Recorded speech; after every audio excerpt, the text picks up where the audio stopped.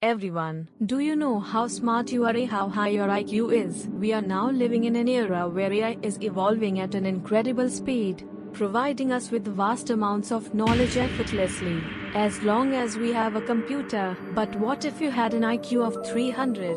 With such extraordinary intelligence, a person might even become capable of mass murder. Today, we will embark on a journey to learn more about the devil with an IQ of 300. John von Neumann, the man whom the famous Einstein once called the smartest man in the world. On von Neumann's astounding childhood. What were you doing when you were 6 years old?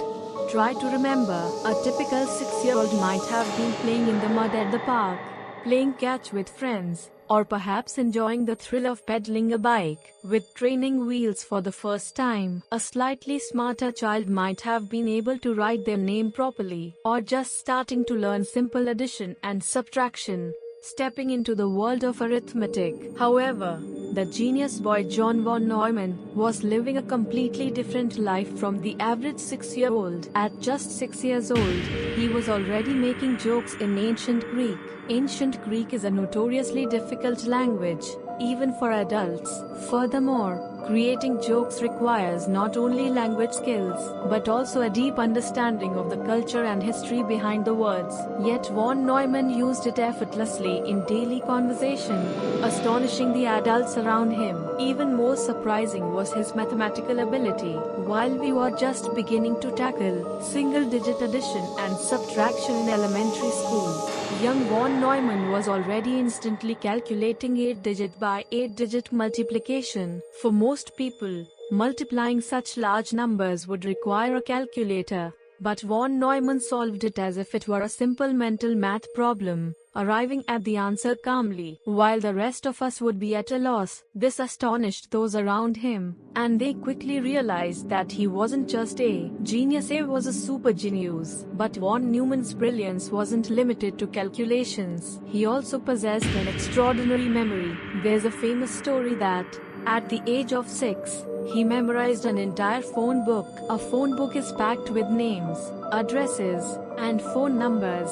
But von Neumann didn't just read and remember them, he could recite them in the correct order. In other words, his brain was like the databases we now use on computers and smartphones, storing vast amounts of information and retrieving it instantly whenever needed. What's even more astonishing is that von Neumann's memory wasn't just about quantity, he deeply understood the content he remembered. Most people might recall a book's content vaguely, but von Neumann could recall every word and the structure of a book as if it were data. His memory wasn't just about rote learning, it was a fusion of understanding and memory, with all the information perfectly stored in his brain. While we need to write things down repeatedly and reread to remember, von Neumann could master everything after reading it just once. His brain was nothing less than a supercomputer. By the time he was 8, calculus had become one of his favorite subjects. While most of us struggle with calculus as high school or college students, von Neumann had already mastered it by the age of 8, while an average child would still be grappling with division and multiplication. Von Neumann was far ahead, navigating through the world of advanced mathematics. This extraordinary intelligence laid the foundation for the great contributions he would later make to the development of science and technology. For some reason, geniuses tend to gather around other geniuses. This phenomenon applied to John von Neumann as well. One example is his friend, Eugene Wigner, who would later win the Nobel Prize in Physics. Their friendship went beyond the usual level of companionship. Even at a young age, they were discussing the profound depths of mathematics and physics, forming a truly extraordinary bond. Wigner, who was 1 year older than von Neumann, had shown exceptional talent in mathematics since childhood. However, von Neumann surpassed him. One day, when Wigner was 11, they were playing together, and von Neumann suddenly said, There's a theorem like this. Wigner was astonished and exclaimed, I've never heard of such a theorem.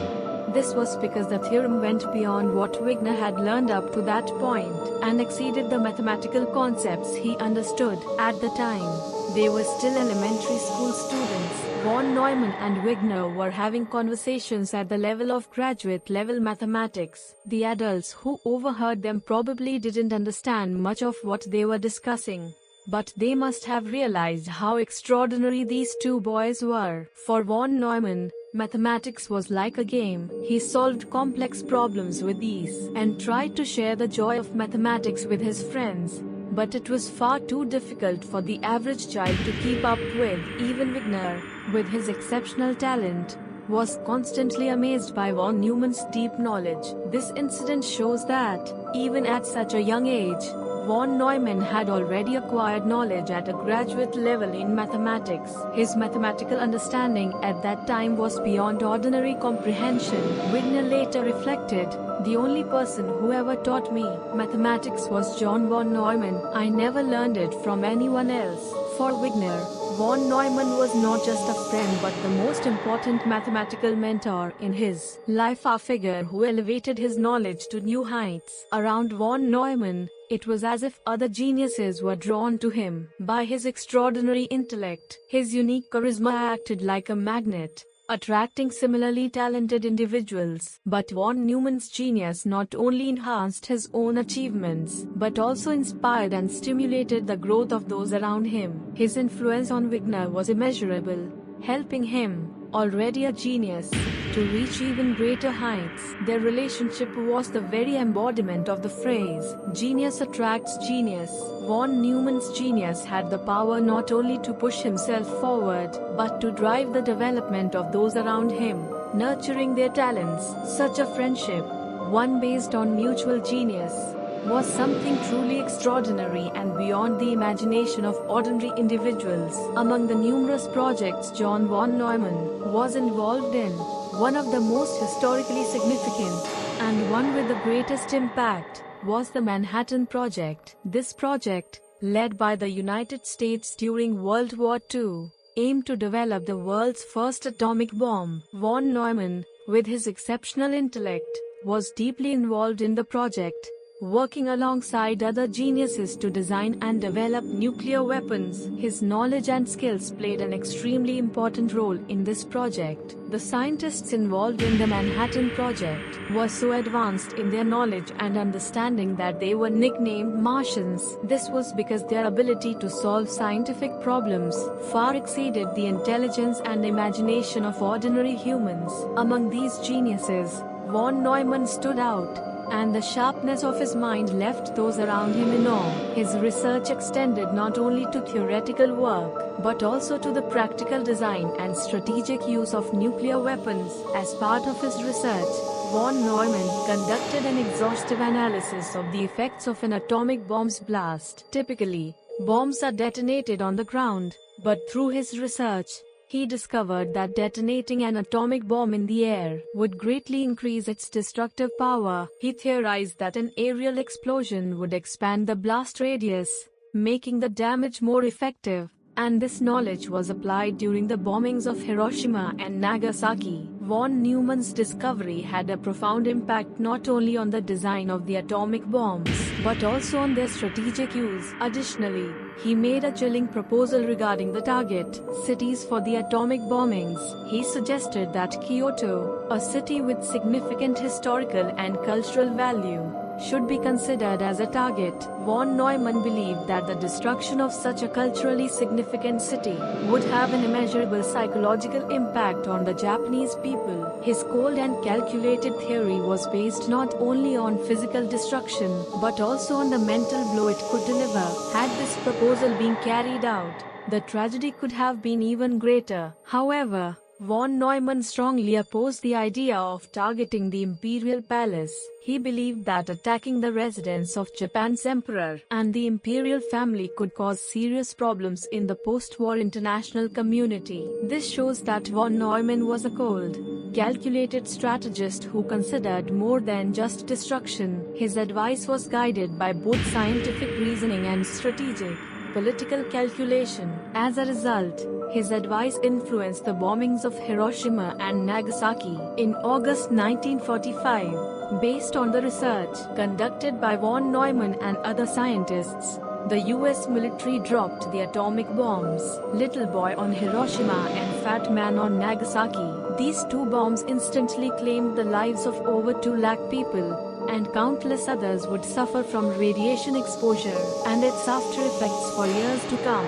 The scientists of the Manhattan Project, including von Neumann, witnessed the devastating results of their work, and each responded differently to the grim reality of war. Some, like Robert Oppenheimer, expressed deep regret after the war, opposing the continued arms race in nuclear weapons development. Albert Einstein also famously reflected that signing the letter that led to the project was a great mistake. However, von Neumann was different. He showed no regret for the development of the atomic bomb and even actively pursued the development of the more powerful hydrogen bomb. To him, scientific inquiry was always cold and rational, largely unaffected by emotional or moral dilemmas. In this way, von Neumann's role in the Manhattan Project went far beyond that of a theoretical mathematician or scientist. He was deeply involved in shaping the course of the war and the use of weapons.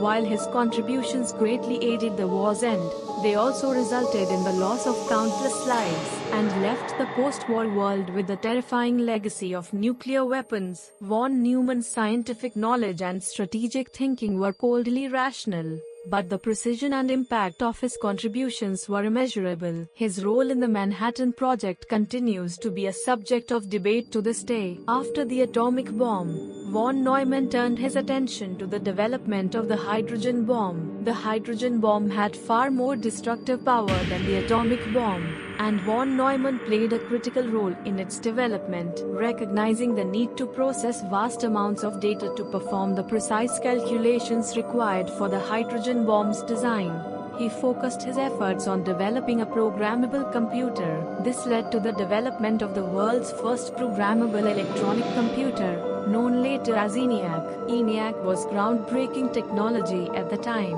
and its development had a tremendous impact on the fields of science and engineering. Originally developed to perform calculations for nuclear weapons, its technology was later applied to various fields, becoming the foundation of modern computer technology. Von Neumann was deeply involved in the development of ENIAC, and its programmable structure paved the way for computers to evolve from mere calculating machines into multi-purpose tools. In this way, von Neumann contributed not only to the development of nuclear weapons but also to the evolution of computing technology. For von Neumann, scientific and technological progress was for the benefit of humanity, and no matter how destructive the results, he believed that technological innovation should never be stopped. His stance contrasted sharply with the regret and reflection felt by other scientists, demonstrating the extent to which his cold and rational thinking influenced the advancement of science and technology. Von Neumann's path as a scientist was always forward-looking, maintaining a clear-eyed perspective on the benefits and destructive power brought by technological progress. His contributions not only shaped weapons development during wartime, but also greatly influenced the post-war world in terms of computer technology, with effects that continue to this day. ENIAC, the forefather of modern computers. ENIAC was a revolutionary machine and the forefather of modern computers. It was designed with a completely different approach from previous methods, using electronic means to perform calculations. This allowed ENIAC to solve equations in just 3 seconds, an immense leap from the 7 hours previously required. Thus, ENIAC became indispensable in weapons development and war efforts. However, ENIAC's value extended far beyond its wartime use. This colossal machine later found applications in various scientific and technological fields,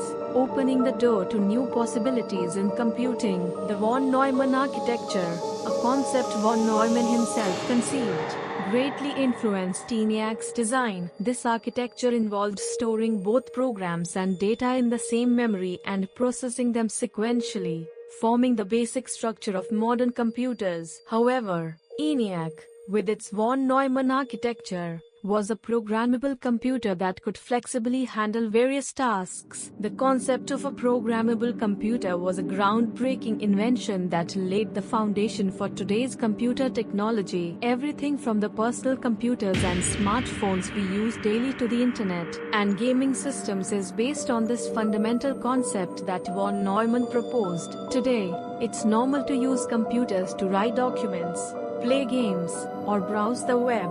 But this freedom of use is a product of the technological evolution that began in ENIAC's time. ENIAC also made significant contributions to scientific research. The evolution of computing technology during this era provided scientists with new tools to tackle complex problems, promoting innovative discoveries. Decades after ENIAC's birth, the smartphones and computers we use today are much smaller and more powerful than ENIAC ever was. However, the fundamental technological concept of a programmable computer, as well as the basic principles of the von Neumann architecture, remain largely unchanged. ENIAC took an essential first step in the development of modern technology, and its influence is still felt today. Von Neumann's achievements and the development of ENIAC laid the foundation for today's technological landscape, impacting every facet of our lives. This puts into perspective the genius of von Neumann's ideas and the groundbreaking innovation of ENIAC. In 1955, John von Neumann began feeling severe pain in his left shoulder. His health gradually deteriorated, and he himself realized that the pain was not just a temporary illness or fatigue. Eventually, he underwent a detailed examination, and the results revealed that his cancer had already advanced and metastasized. Von Neumann, who was deeply involved in the Manhattan Project and witnessed several nuclear tests during the development of atomic bombs, was exposed to radiation for extended periods, which may have affected his body. After being diagnosed with cancer, von Neumann's physical pain intensified, but he continued to fulfill his duties. Von Neumann played a crucial role as an advisor on science policy to President Eisenhower and made significant contributions to the development of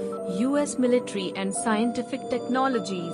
Von Neumann's contributions were immense, and his efforts were highly recognized. His achievements earned him the Presidential Medal of Freedom, one of the highest civilian honors in the United States, awarded by President Eisenhower. The awarding of this medal symbolizes the profound impact von Neumann had on both the United States and the world. Although von Neumann was greatly honored by the award, his health had deteriorated so much by that time that he had to receive the medal in a wheelchair. Though he was nearly bedridden, his face was filled with joy, reflecting how meaningful this award was to him. However, von Neumann's health continued to decline, and eventually, his body could no longer keep up with his passion and sense of mission. Despite his illness, he attended meetings until the very end, fulfilling his role as a scientist. Seeing von Neumann's weakened state, many people were moved by his dedication and strength of spirit. His approach to life as a scientist was one of complete self-sacrifice, and his legacy continues to inspire future generations. In 1957, von Neumann passed away at the young age of 53. His death was a significant loss to the world of science. The numerous contributions he made, and their impact, are still deeply embedded in our lives today.